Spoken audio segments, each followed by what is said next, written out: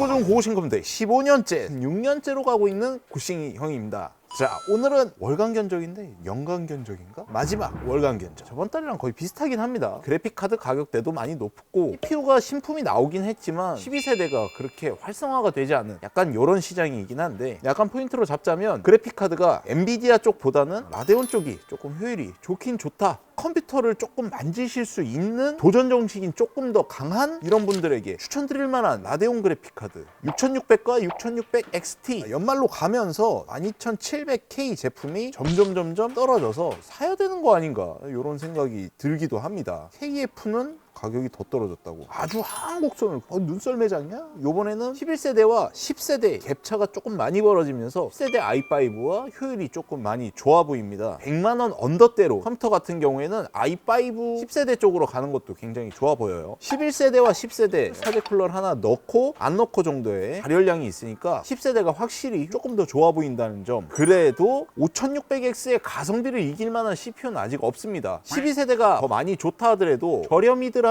보드와 함께 플러스를 한다면 12세대가 아직까지는 힘을 조금 못 쓰는 게 현실이긴 하고요. 5800X와 12세대 i7과 가격 경쟁적으로 따지고 봤을 때 어떤 걸 선택하셔도 크게 나쁘진 않겠지만, 개인적으로 12세대 i7 쪽에 한 표를 드리고 싶다 강조하면서 월간 견적 바로 시작하겠습니다.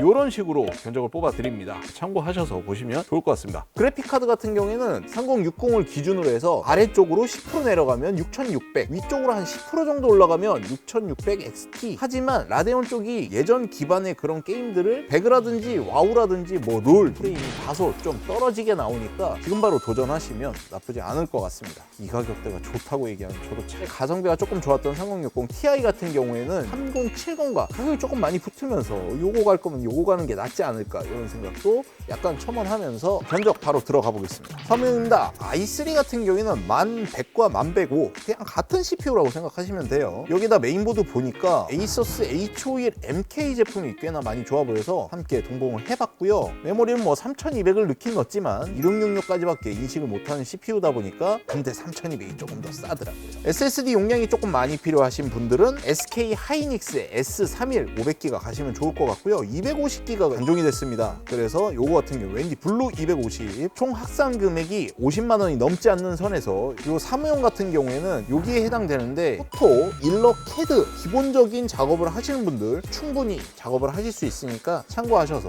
보시면 좋을 것 같습니다. 요거보다 작업량이 조금 더 많으시다, 1030 가성비 그래픽 카드보다는, 가성비라고 얘기는 하지만 그닥 가성비가 아니에요. 11세대 i5인데 11400과 11500의 가격 차이가 붙어버렸습니다. 성능이 내장 그래픽이 조금 더 좋다 보니까 훨씬 이득인 것 같습니다. 이렇게 해서 이런 가격으로 포토 일러 캐드 쓰시는 분들 이 정도 쓰시면 나쁘지 않게 사용하실 수 있을 것 같습니다. 코로나 덕에 밖으로 많이 못 나가는 이런 친구들을 위해서 가성비라고 얘기하기는 조금 어렵지만 그래도 100만 원대 안쪽으로 이 정도 쓰시면 그래도 어느 일정량의 배그 가능하실 것 같고, 조금 유행하는 그런 게임들 졸리실 수 있을 것 같습니다. 자, 여기 보시면 배그 국민 옵션 학생용 추천이라고 써있죠. 그만큼 가성비가 좋다. 영상 편집 중 FHD, 그러니까 영상 길이가 너무 길지 않고 약간 짧게 가시고 뭐 유튜브 촬영 조금 하시고 하시는 여기에 해당될 것 같습니다. 4K는 약간 힘들긴 하지만 뭐 아예 안 된다 정도까지는 아니고 조금 짜증이 날 거예요. 조금 더 나는 프레임이 좋은 게임을 한번 즐겨보고 싶다, 여기에 해당되겠죠.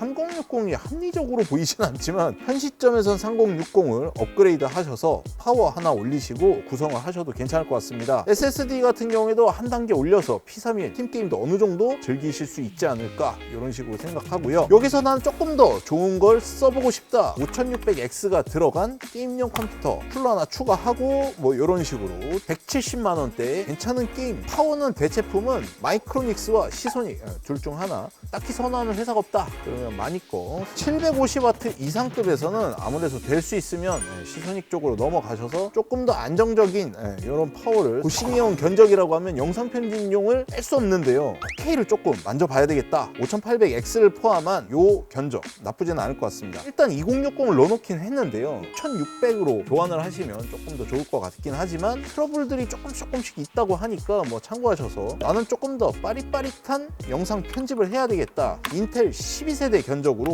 준비를 한번 해봤습니다. 둘의 가격 차이가 한 10% 정도 나는데 느껴지는 게 굉장히 12세대가 강력합니다. 그래픽카드는 대처품은 6600, 6600XT 3D 렌더링 게임도 좀 빵빵하게 돌리실 분들 이런 견적을 추천드리겠습니다. SSD 같은 경우에는 P31과 PM9A1 PM9A1 같은 경우에는 AS 기간이 1년짜리고요. 하지만 가격대가 조금 더 싸고 성능은 조금 더 좋은 P31 같은 경우에 AS 기간이 5년 들어가면서 성능은 조금 떨어지지만 정품이라는 이런 장점이 있습니다. 3D 렌더링 게임용 같은 경우에는 아까 영상 시작 부분에 말씀드렸던 것처럼 3070을 함께 겸비해서 꽤나 상급 들어가게 될 것 같습니다. 삼성 16기가 3200도 나쁘진 않은 선택이긴 하지만 DDR5 성능이 조금 욕심나는 분들 같은 경우에는 3600 클럭을 가지고 있는 튜닝램을 선택하시면 DDR5와 성능이 거의 비슷하다고 하니까요. 자, 이렇게 이번 연도 마지막 달 월간 견적 한번 해봤는데요. 구매하실 때는 이렇게 참고하셔서 한번 보시면 좋을 것 같습니다. 저는 오늘 컴퓨터 읽어준 고고싱 컴퓨터 구싱형이었고요. 구독과 좋아요는 홀수, 댓글은 필수, 알림 설정은 박수 치면서 다음 영상에서 좀 더 알찬 내용으로 찾아뵙겠습니다. 감사합니다.